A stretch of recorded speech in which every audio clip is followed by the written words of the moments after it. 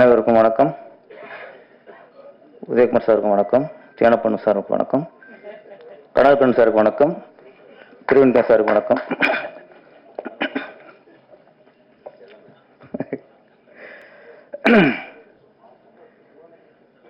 இந்த விழாவில் தொகுப்பாளராக நட்புக்காக தொகுத்து வழங்கிக் கொண்டிருக்கும் செந்தமிழன் சார் அவர்களுக்கு, இயக்குனர் செந்தமிழன் சார் அவர்களுக்கு வணக்கம்.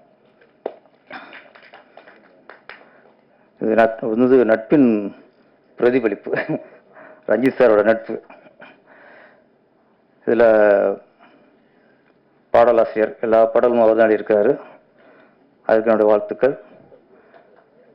இப்போ நாங்களாம் இப்போ எங்கள் படத்தில் நாங்கள் பாட்டு அளிப்போம், எங்கள் படத்தில் நாங்கள் பாட்டு அளிக்கிறதுலாம் பெரிய விஷயம் இல்லை, அது எங்களுக்கு நாங்களே கொடுத்துக்கிற வாய்ப்பு. இன்னொரு படத்தில் பாடலாசிரியர் வாய்ப்பு கொடுத்தா தான் அவன் முழு பாடலாசிரியர். நாங்கள் ஆசைக்கு அளிக்கிறது தானே. இது வந்து ரஞ்சித் சார் உங்கள் மேலே உள்ள நம்பிக்கையில் உங்களுக்கு அந்த வாய்ப்பை கொடுத்துருக்கிறாரு. அதனால நீங்கள் ஒரு முழு பாடலாசிரியராக வெற்றி அடைஞ்சிருக்கீங்க. அந்த ஃபஸ்ட்டு அந்த அப்பா சாங் சென்டிமெண்ட் ரொம்ப, அது ஒரு சினிமா பாட்டு மாதிரி இல்லை. அதில் என்ன புதுமைனா, ரொம்ப ஒரு அழுத்தம் கொடுத்து இல்லாமல் சாதாரணமாக ஒரு வில்லேஜில் ஒரு பாட்டு மாதிரி தெரிஞ்ச தவிர ஒரு திரைப்பட பாடலுக்கான இலக்கணத்தை மீறி அழகா ஒரு பாசத்தின் பதிவு. இசையமைப்பாளருக்கு வாழ்த்துக்கள். அப்புறம் அந்த டியூட் சாங், அதுவும் வரிகள்லாம் சிறப்பாக இருந்துச்சு. அதில் ரஞ்சித் சார் என்ட்ரி கொடுத்தோன்னே அவர் அறிமுகம் போது எப்படி இருந்தாரோ அப்படியே இருக்கார். ஆமாம், ஃபேஸ் பழிச்சுன்னா அதே ஒரு மலர்ச்சி, அதே ஒரு புத்துணர்ச்சி, அந்த சிரிச்சம்போம். இவர்கிட்ட பிடிச்சது நடிகரில் கே.ஆர். விஜயா, நடிகரில் ரஞ்சித் சார். அவர் ஒரு புன்னகை மன்னன். எங்கே பார்த்தாலும் சரி, எப்போ பார்த்தாலும் அதில் வந்து ஒரு சோர்வு இருக்காது, எப்பவுமே ஒரு கவலை இருக்காது. அந்த தங்கம் சொன்னல, அது ஒரு ஆம்பளை ஸ்னேகா, ஆம்பளை கே.ஆர். விஜயா, இங்கே என்ன வேணா வச்சுக்கலாம். ஓகே, ஆமாம், ஆம்பளை நயன்தாரா வச்சுங்க. இப்போ என்ன இப்போ சொல்றீங்க, திருசா வச்சுங்க. இப்போ என்ன அந்த ஒரு புத்துணர்ச்சி. யாரோ சொன்னாங்க, அவர் தான் காதல் சுகுமார். அவர் பாருங்க, அவரு காதல்ங்கிறது பழைய உடம்பு ஆயிப்போச்சு. ஆனால் அவர் சொல்றாரு, பழைய காதல்கிட்ட பேசுற மாதிரி பேசுற சுகமா இருக்குமா. இதுல வந்து காதல் சுகுமார் வந்து இன்னைக்கும் பழைய காதல்கிட்ட பேசியிருக்காருன்னு தெரிஞ்சு போச்சு. ஒப்பிடுறாரு பாருங்க, பழைய காதல்கிட்ட எப்படி பேசுறோமோ அந்த ஒரு சுகம் புத்துணர்ச்சி ரஞ்சித் சார் பேசுற மாதிரி இருக்குன்னு. தொடருங்க, நான் நல்ல வச்சு தொடர்பு. பழைய காதலிக்கு அவரோட ஹஸ்பண்ட் தெரியாம பார்த்துங்க, பிரச்சனை ஏற்படும். அப்போ நம்ம இப்போ படத்தோட 2ஆம் கதாநாயகன் பேரு அனீஸ். அது விஷயம் சொன்னார்.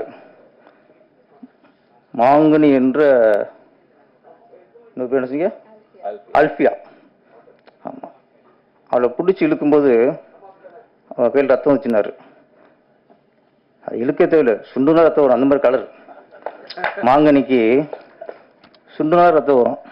நீங்க வேற பிடிச்சி எடுத்திருக்கீங்க, டெய்லி நெயில் கட் பண்ணுங்க. இது கண்டினியூட்டி தேவையில்லை. ரத்தம் வர மாதிரி பிடிச்சிருக்கியா, அப்போ கண்டினியூட்டி கட் பண்ணுங்க. கட் பண்ணியாச்சப்போ பார்ட் 2 எடுப்பாங்க, அதுக்கு கண்டினியூ வளர்த்துக்கு இருக்காதீங்க. மாங்கனி நல்ல யூனியா இருக்கும், நீங்க பிடிக்க வேண்டியது இருக்கும், பார்த்து. அப்புறம் இந்த மேடையில் இன்னொன்று நிறைய அந்த நன்றியோட வெளிப்பாடு, விசுவாசத்தோட வெளிப்பாடு. நீ பார்த்தா ரஞ்சித் சார் எந்த அளவுக்கு ஒரு நல்ல நடிகர், நல்ல ஒரு மனமுள்ள நடிகர் அப்படிங்கிற எடுத்துக்காட்டு. இவரை வைத்து இயக்குனர்லாம் வந்திருக்காங்க.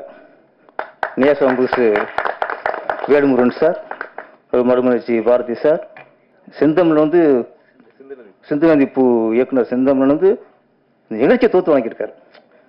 இது எல்லாமே நட்புக்காக வந்திருக்காங்க. இதுதாங்க இந்த நிகழ்ச்சியில் மிகப்பெரிய அதிசயம். நன்றியோடு இருக்காங்க பதிலா. அதுதான் நீங்க சினிமாவில் இல்லாமல் இருக்கிற விஷயம் இங்க இருக்கு. முதல்ல வாழ்த்துக்கள் சார். ஏன்னா இப்ப எந்த அளவுக்கு ரஜினி சார் நல்லவரா இருந்தா, நல்ல எண்ணம் உள்ளவரா இருந்தா, நன்றியை மறக்காதவரா ஒரு நடிகரா இருந்தா, இன்னைக்கு நன்றி இருப்பதும் பெரிய விஷயமா இருக்கு சினிமாவில். அதுக்கு சாட்சி, அதுக்கு ஆதாரம் தான் அவருடைய இயக்குனர் எல்லாமே இங்க வந்திருக்காங்க. முதல்ல எந்த நடிகர் தன்னை வைத்து இயக்கிய இயக்குனரை மதிக்கிறாரோ அவன் தான் முதல் நல்ல நடிகர். இல்லைன்னா வெறும் நடிகர், சம்பாதிக்க நடிகர், அவ்வளவுதான். ஃபர்ஸ்ட் மனுஷனா இருக்கணும்ல. நல்ல மனுஷனா இருக்காரு, நல்ல நடிகரா இருக்காரு. இப்போ அடுத்த அவதாரம் இயக்குனர். கரெக்டான நேரத்தை கரெக்டான முடிவு எடுத்திருக்காரு. ஏன்னா இப்ப நிறைய இயக்குனருக்கு நடிகர் ஆயிட்டாங்க. சமுத்திரகுணி சார் பிஸி ஆயிட்டாரு. கவர்மெண்ட் சார் நல்ல அழகான மென்மையான கதை எடுத்துக்கிட்டாரு. ஆமா, அது பாரு. அடுத்து அவரு கவர்மெண்ட் சார் அவர் நடிகர் ஆயிட்டாரு. ஆமா, தேனப்பன் சார், கனல் கண்ணன், அவர் அவர் காவிய நடிகர். தேனப்பன் ஓவிய நடிகர். கனல் கண்ணன் காவிய நடிகர். ஆமா, அந்த காவியத்தை விடவே மாட்டார். அந்த இடம் பதிவு உயர்ந்துட்டு அந்த காவியத்தை வச்சுட்டு வர பாருங்க, துண்டு போடுறாரு பாருங்க, யாராரும் வேற உட்காரக்கூடாது. அப்போ எந்த அளவுக்கு அவர் கௌரவமான ஆளா இருக்காரு. ஆமா, அதனால அவரு காவிய நடிகர். நிறைய பேர் இப்ப எங்க இயக்க சங்க தலைவர் R Udhayakumar sir call sheet tight ஆகிடுச்சு. நாளைக்கு நான் படம் ஆரம்பிச்சா கூட கால் ஷீட் கேட்டு வாங்கக்கூடிய நிலைமை இருக்காரு. அவ்வளவு பிஸி. லோக்கல் இருக்கவே இல்லை. கேட்டா நான் பாண்டிச்சேரியில் இருக்கேன், கோயம்புத்தூர்ல இருக்கேன், ஹைதராபாத்ல இருக்கேன். இந்த அளவுக்கு சங்க தலைவர் மட்டும் இல்ல, நடிகர் தலைவர் ஆயிரம் ரூபாய் கொஞ்சம் இதுல அந்த அளவுக்கு நடிகர்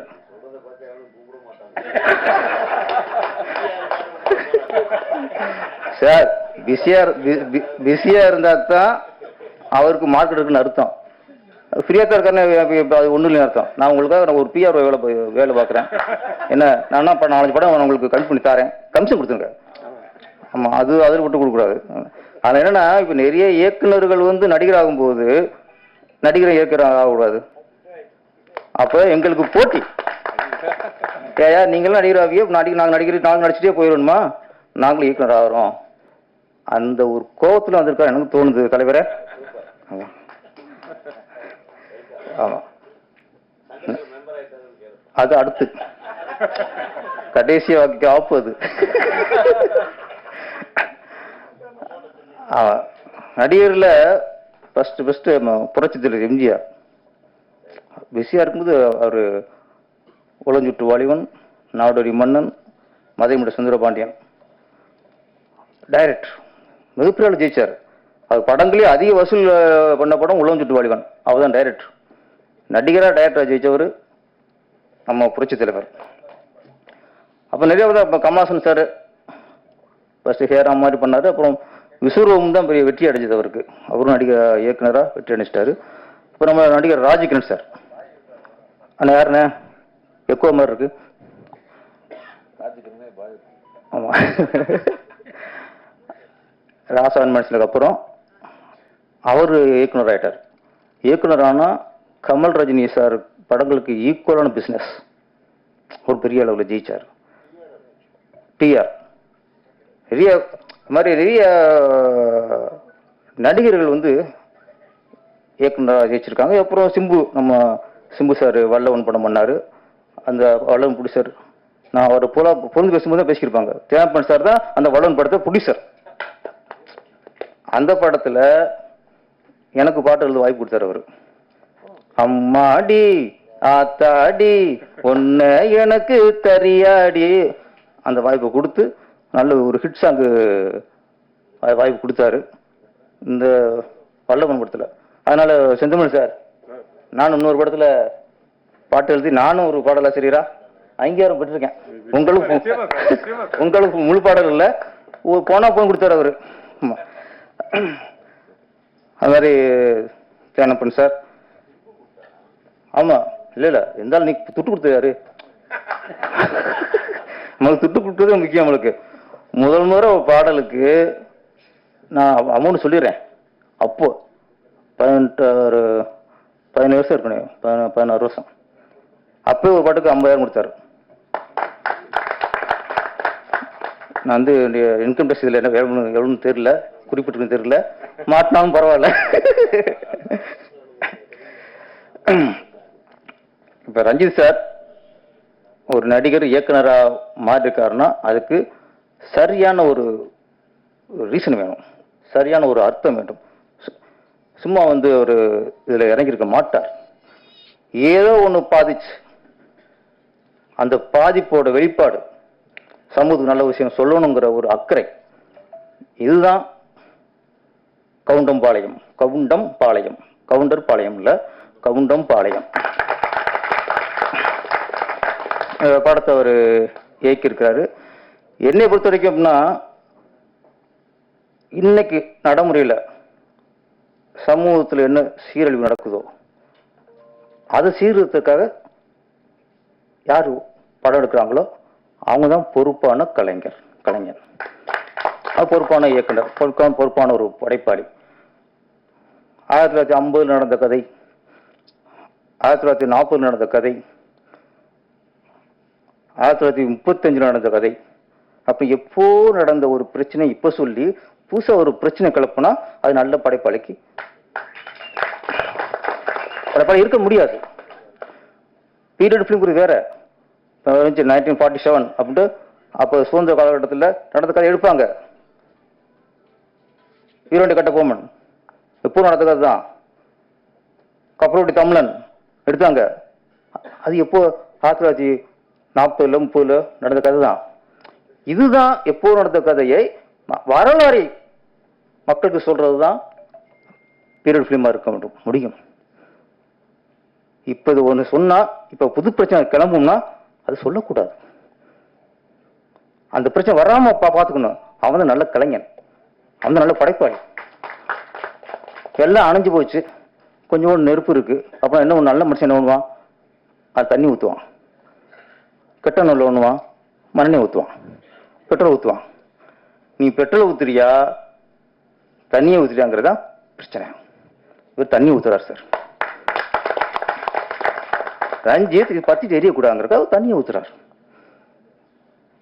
இதுல வந்து நம்ம வந்து ஒரு என்னை பொறுத்திருக்கு, இந்த மேடையும் சரி இந்த படமும் சரி ஒரு ஜாதிக்குள்ள அடங்கிடக்கூடாது. இது இந்த இளைய தலைமுறை இப்போ உள்ள தலைமுறைக்கான படம். இது எதுக்கு ஒரு ஜாதி விஷயங்கள் அது தருதலை. இது தலைமுறைக்கான படம். நம்ம வீட்டு பொண்ணுங்களை ஒருத்தன் சீரழிச்சானா என்ன கோபம் வரும், அந்த கோபம் வரும் அந்த படத்தை பார்த்து. இது செய்தியா? இது என்ன எங்கேயோ நடந்த சொல்லியிருக்காரு. நம்ம வீட்டில் நடந்த என்ன கொதிப்பு வரும், நம்மளுக்கு எவ்வளவு வேகம் வரும். நம்மளோட பொண்ணு ஒருத்தன் ஏமாத்தி பணத்துக்காக ஏமாத்தி சீரழிச்சானா கோவம் வராத? அந்த கோவம் வரும் அந்த படத்தை பார்த்து. கொஞ்சம் கதையை சொல்லிக்கிறாரு. கேட்டுட்டு பொழுது கதையை சொல்லிக்கிட்டு கேட்டு போறதுக்கு அவருக்குள்ள ஒரு வேகம் சிலருக்கு தெரியலாம். அது என்னடா இங்க இந்த ஜாதியா அந்த ஜாதியா எந்த ஜாதி சார்? இது மனித ஜாதி சார், மனித ஜாதி. இது மனித ஜாதிக்கான படம். இது யாராவது சொல்லு பார்ப்போம். ஒரு பாக்காட்ட பொண்ணை ஒருத்தன் ஏமாத்தி டிராமா பண்ணி சீரழிக்கிறான். சரியா சரியில்லையா சொல்லுங்க பார்ப்போம். நாடகம் சொன்னா எதுக்கு ஜாதி முத்திர குத்துறிய? கோபம் வருது. நான் சொல்றேன், நாடக காதல் பண்றது ஒண்ணுதான், ஒரு பொண்ணை கற்பழிச்சு சீரழிக்கணும் ஒண்ணுதான் சார். ரெண்டு ஒண்ணுதான் சார். நாடக காதல் தப்பு சொன்னாலே இவன் இந்த ஜாதியா இருப்பானோ, இவன் இந்த ஜாதியா இருப்பானோ. பாதிக்கப்பட்டவன் தான் சார் அதுக்கு வேதனைப்படுவான். நான் ஜாதி சொல்ல, எந்த ஜாதிக்காரன் சரி, அவன் பொண்ணை ஏமாத்தினா அவன் மனித ஜாதி இல்லை, அவன் மிருகம் எவனா இருக்கட்டும்.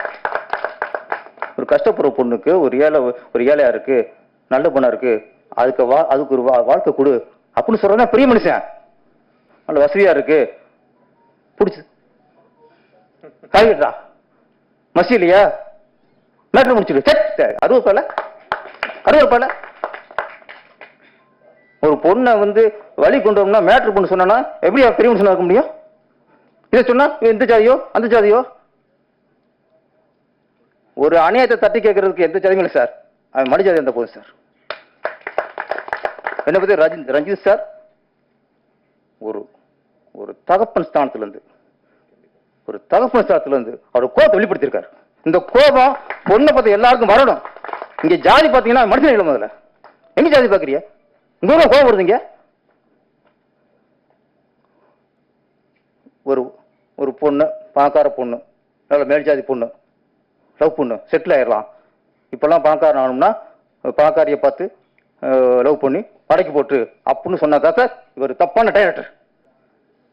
மேட்ரை முடி அப்புறம் கல்யாணம் பண்ணு அப்படி சொன்னா சார் தப்பான டைரக்டர். நாடக காதல் பண்ணி ஏமாத்தன வெட்டி சாயங்கிறாருல சரியான டைரக்டர் சார். இந்த பொருள் சமூகத்துக்கு அவன் தேவையான டைரக்டர் சார். ஜாதியா விட்டுருங்க. முதல்ல ஜாதி எதையுமே தூக்கி போடுங்க. ஒரு பொண்ணை ஒருத்தன் ஏமாத்தான தப்பில்லையா தான். நம்பியார் தூக்கிட்டு போனா உங்களுக்கு சரி, வீரப்பா தூக்கிட்டு போனா உங்களுக்கு சரி. இப்ப என்ன பண்றீங்க? நம்பியார் கேரக்டர், வீரப்பா கேரக்டர்லாம் ஹீரோ பண்ணி சொல்றீங்க. அது உங்களுக்கு சரியா படுதா? உங்களுக்கு சமூகத்தை சீரழிக்கிறவன் நல்ல இயக்குனர் இருக்க முடியாது. ஒரு இயக்குனர் சமூகத்தை சீர்திருத்த வேண்டும். நல்ல விஷயங்களுக்கு சமூக அக்கறையோடு படங்கள் எடுக்க வேண்டும். மேலும் பிரச்சனை சால்வ் பண்றது தான் சார் மனுஷன். ஒரு பஞ்சாயத்து தலைவர் என்ன பண்ணணும்? பிரச்சனை சால்வ் பண்ணணும். 2 பேர் வர்றாங்க, இந்தா நீ அருவா எடுத்துக்க, இந்த கோடை எடுத்துக்க, வெட்டி சாய்ங்கடா, இப்படி செத்து போடா. அவன் நல்ல பெரிய மனுஷன் இருக்க முடியும், அவனுடைய நாட்டாம இருக்க முடியும், அவனுடைய பஞ்சாயத்து தலைவர் இருக்க முடியும்.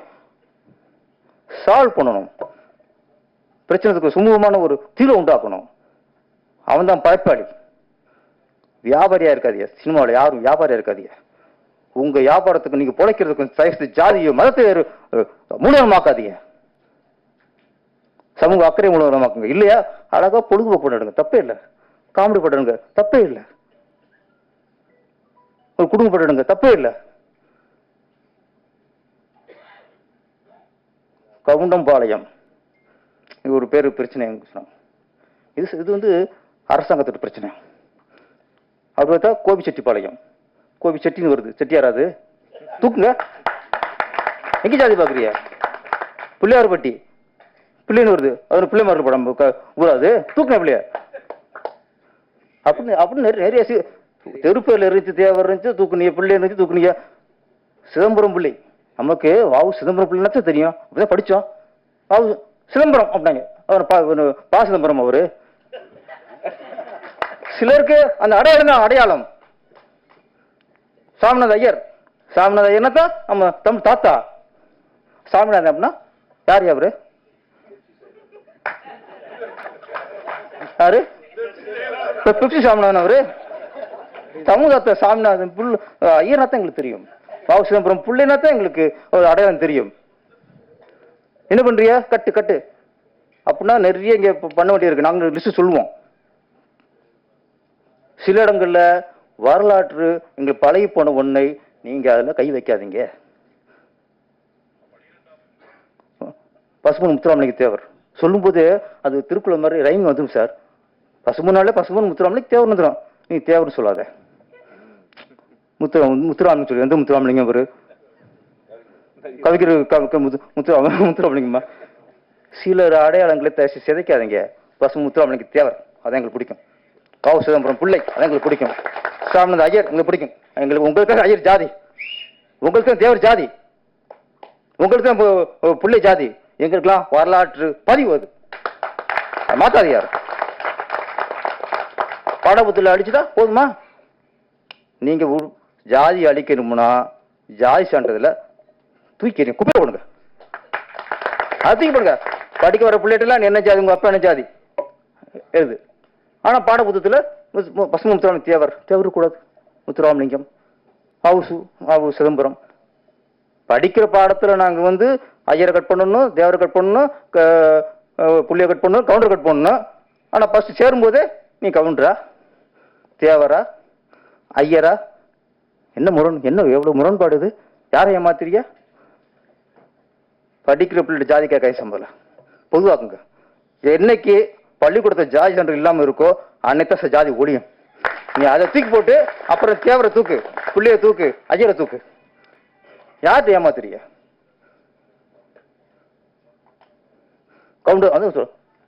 கவுண்டம்பாளையம் இந்த நிறைய ஊர் இருக்கு, செட்டியில் சேர்த்துருக்கு, பிள்ளை நிறைய ஊரா இருக்கு.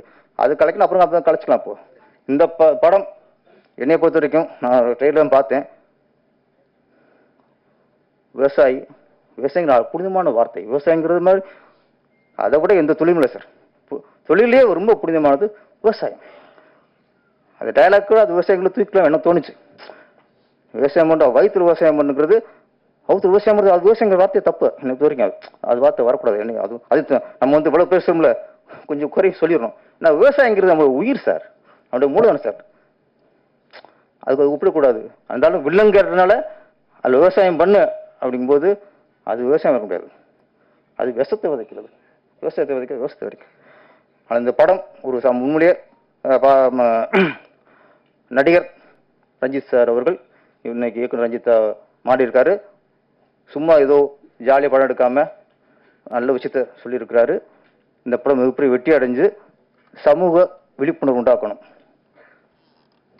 குறிப்பா பொண்ணை பெற்றவங்க பூரா அந்த படத்தை பார்க்கணும். பொண்ணு எந்த அளவுக்கு ஏமாறுவாங்க, எப்படி சீலஞ்சு போகிறாங்க, எந்த வழியெல்லாம் இருக்குங்கிறத அவங்களுக்கு இந்த படம் சொல்லும்னு நான் நினைக்கிறேன். அதனால இது காதல் படம் இருந்தா காதல் எல்லாம் பார்க்கலாம். இது நாடக காதலை பத்தி படம். அதனால முக்கியமா பெற்றவங்க தான் பார்க்கணும், மற்றவங்களும் பார்க்கணும். எல்லாரும் பார்த்து இந்த படத்தை வெற்றி அடைய வைப்போம். நன்றி, வணக்கம்.